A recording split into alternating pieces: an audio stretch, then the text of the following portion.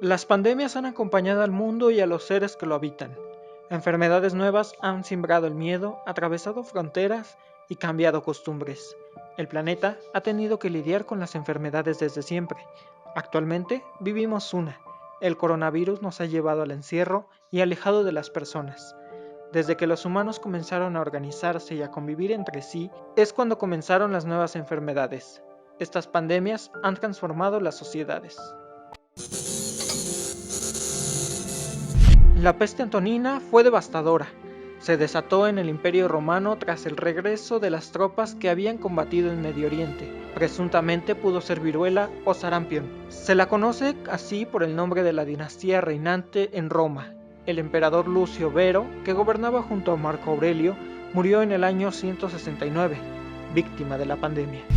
En el Imperio Bizantino se expandió la peste Justiniano por Constantinopla y de allí a todo el imperio. Cobró la vida de 4 millones de personas, trajo consecuencias económicas catastróficas e incluso el propio Justiniano fue víctima.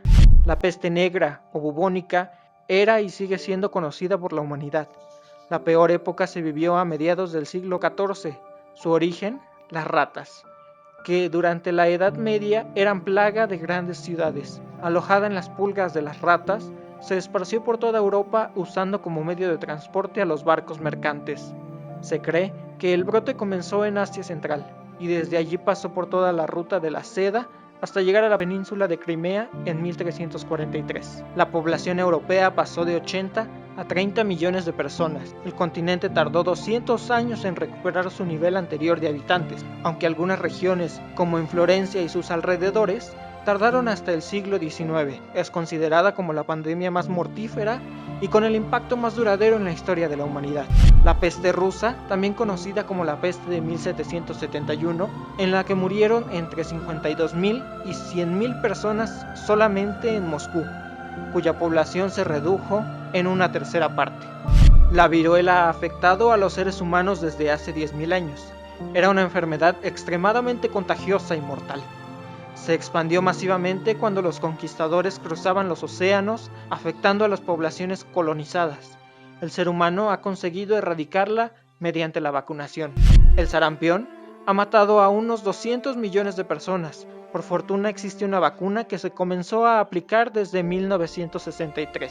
En la Primera Guerra Mundial se registró el primer caso de gripe española en un hospital de Estados Unidos, nombrada así por la postura neutral que mantuvo España. Se extendió por todo el mundo casi al mismo tiempo que las tropas se repartían por los frentes europeos. Sistemas de salud desbordaron y las funerarias no se daban abasto. La tasa global de mortalidad a causa del H1N1 fue entre 10 y 20% de los infectados, llegando a morir en todo el mundo entre 20 o 50 millones de personas. La gripe asiática tuvo epicentro en China en 1957, de procedencia aviar y la cual se propagó por todo el mundo en menos de un año.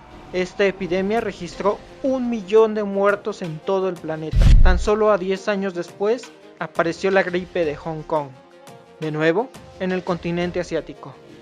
Una variación del virus de la gripe A, H3N2, en 1968 nuevamente volvió a azotar al mundo.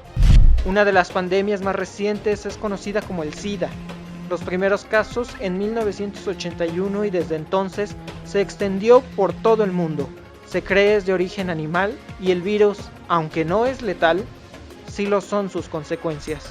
El síndrome respiratorio agudo severo, conocido por sus siglas en inglés SARS, es una enfermedad provocada por un coronavirus distinto del causante del COVID-19. Entre noviembre de 2002 y julio de 2003, un brote se registró en el sur de China. Terminó infectando 17 países. Los casos se registraron principalmente en ese país y en Hong Kong. El virus, surgido de los murciélagos de herradura, que habitan en cuevas de la provincia de Yunnan, y de allí pasó a los humanos. Históricamente la cuarentena fue utilizada como un método drástico para contener la expansión de enfermedades contra las que no se podía luchar. A mediados del siglo XIX se avanzó en el estudio de los contagios y se dotó de base científica a la cuarentena. Conceptos como el periodo de incubación se volvió un método para frenar la propagación de enfermedades infecciosas. William Shakespeare vivió en una cuarentena y si eso no hubiera pasado, no tendríamos su obra Venus y Adonis. Isaac Newton, otro testigo de una plaga, se tuvo que encerrar en su casa con tan solo 20 años. Durante ese tiempo, desarrolló su teoría sobre la óptica. Visto desde otro ángulo, durante las pandemias también surgen cosas maravillosas.